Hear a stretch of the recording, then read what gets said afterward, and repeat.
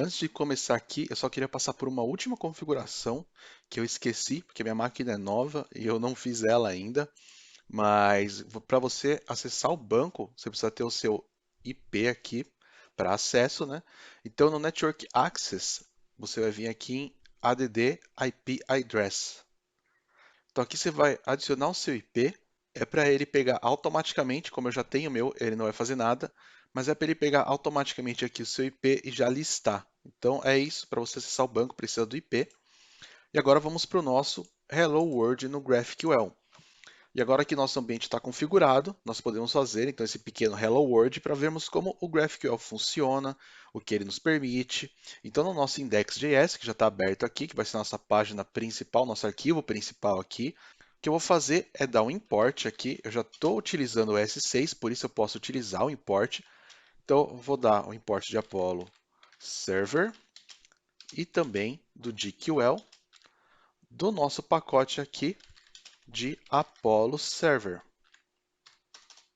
E depois vamos criar aqui uma constante chamada type_defs. E aqui criamos os tipos dentro da nossa aplicação que nós podemos consumir. E o GraphQL é uma linguagem tipada, então a experiência com TypeScript vai funcionar um pouco aqui e já falaremos mais dos tipos. Então, nas nossas definições de tipo, vão ter todos os dados que poderão ser consultados na sua aplicação. Aqui ele vai receber, então, um GQL, e ele é uma função que nós passamos aqui o sinal de template string para ele. E essa é uma das formas de se escrever o GraphQL, mas também temos arquivos com a extensão .gql, que vamos ver mais para frente, é o que vamos utilizar na nossa aplicação propriamente dita. Por enquanto, como é um Hello World, não tem problema fazer assim. E no Visual Studio Code, ele tem uma extensão do GQL. Eu recomendo que você instale, já que vamos trabalhar com ele. Então, você vem aqui em Extensions e GraphQL. Ele vai aparecer essa primeira extensão aqui já, do GraphQL mesmo.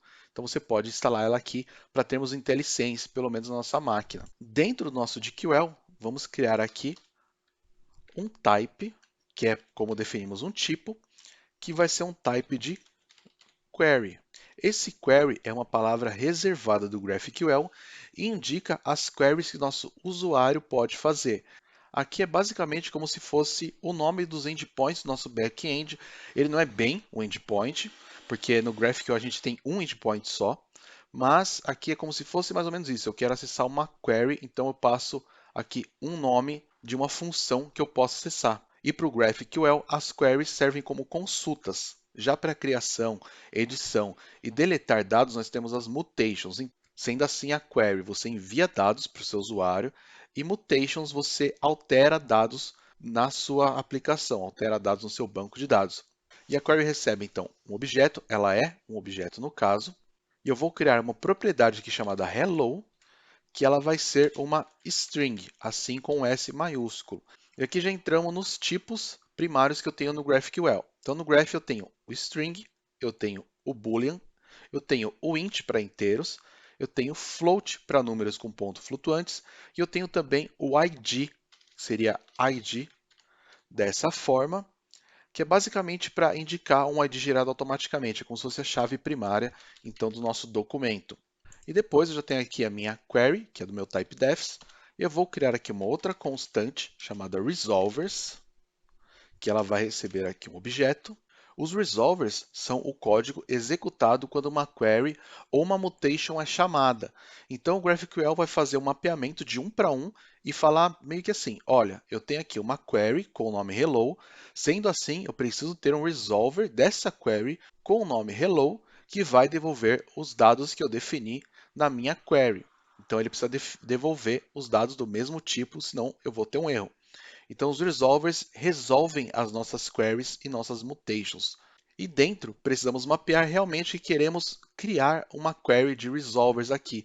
Essa chave é como se fosse essa crase aqui que nós utilizamos do string template. Então, dentro eu preciso realmente criar aqui uma query, que é essa propriedade, que vai receber um objeto. Dentro, então, nós vamos ter uma outra propriedade desse meu objeto de query chamado hello, que ele recebe aqui uma função que a única coisa que ele vai fazer, eu vou usar Arrow Functions, é muito comum utilizar Arrow Functions aqui, até porque fica um código mais enxuto. Então, o que eu vou fazer aqui é só retornar uma string de Olá Mundo. Eu posso salvar aqui por enquanto. E essa aqui é a parte do nosso GraphQL. E agora eu vou criar a parte do nosso servidor com o Apollo. Então, eu posso criar aqui uma const server, que vai receber aqui o construtor de new Apollo server. Dentro dele, eu vou passar aqui um objeto, que é aqui a config para esse meu servidor. E ele vai receber aqui, primeiro, o type defs, e depois ele vai receber os resolvers. Eu já criei até as constantes aqui com os nomes que nós precisamos receber para a gente poder utilizar aqui esse shorthand de não precisar passar um type defs, dois pontos, type defs e essas coisas. Então aqui já está no nome correto que nós precisamos passar, então ele precisa no Apollo Server receber esse objeto de configuração com type defs e com resolvers. E por último, eu vou executar esse servidor .listen, que eu vou aqui escutar o meu servidor. E aqui eu vou pegar a promessa que ele retorna. Dentro dessa promessa, então, ele vai retornar um callback. Desse callback, de tudo que ele devolve aqui dos dados do servidor que foi criado, eu vou desestruturar aqui e eu quero pegar só a URL que ele me retorna. Então, não preciso de mais nada, só da URL por enquanto. E eu vou aqui executar, então, esse callback. E eu vou dar aqui um console.log de server iniciado em, e aqui a URL do meu servidor. E aqui eu posso salvar, já que está tudo certo. E na minha linha de comando, eu vou aqui limpar. E eu vou dar aqui um comando de npm run dev, para executarmos o comando de dev que nós criamos no nosso package.json. E pronto, está executando, está tudo certo. E uma coisa legal que o Apollo Server nos dá é um playground para testar essa aplicação.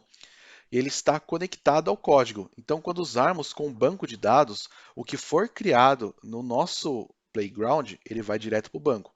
Então, esse playground eu posso acessar aqui pela minha URL que ele me devolveu, que está conectado. Então, posso abrir uma nova aba, vou rodar esse playground, e aqui eu tenho essa tela separada em dois. De um lado aqui eu posso escrever códigos, que são minhas queries e minhas mutations que eu quero testar. E do outro lado nós vamos ver o resultado dessa query, dessa mutation. Basta eu escrever e aqui eu clicar nesse play. E daí ele vai funcionar essa minha query. E aqui eu tenho duas formas de escrever uma query. Como só temos uma query, eu vou escrever ela aqui. E a primeira seria explicitamente dizendo que é uma query. Então pode ver que ele tem até o IntelliSense. Se eu começo a digitar, ele já sabe que eu quero uma query aqui. E daí então eu abro esse objeto. Mas para query eu tenho um jeito mais fácil de fazer. Eu posso só abrir e fechar chaves. Aqui ele já sabe que é uma query. Para mutations eu preciso explicitamente colocar aqui mutation. Ele não faz de outra forma. Mas para query eu posso só abrir e fechar uma query. E aqui dentro, como eu estou puxando uma query, se eu der um Ctrl espaço para o IntelliSense, pode ver que ele já me traz uma lista de queries aqui. E a query que eu tenho é a hello. Agora é só dar um play. Pode ver que ele me retornou aqui um objeto de data, que é o nosso resultado do GraphQL. E aqui a query de hello, ele me trouxe então um olá mundo. Então basicamente temos nosso Hello World aqui com GraphQL. E uma outra coisa bem legal que ele faz também é que ele cria meio que uma documentação para nós. Se eu clico aqui em Docs do lado, pode ver que eu tenho uma pequena documentação aqui. Ela não é uma documentação muito profunda, mas eu tenho aqui, por exemplo, um hello, que é string. Se eu clicar, ele nos dá aqui alguns dados do tipo. Então, do tipo de string, ele vai nos dizer aqui o que é esse tipo.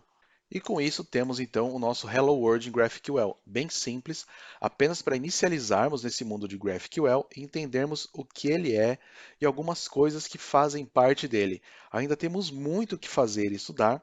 Nas próximas aulas vamos preparar os arquivos que precisamos para começar o nosso back-end.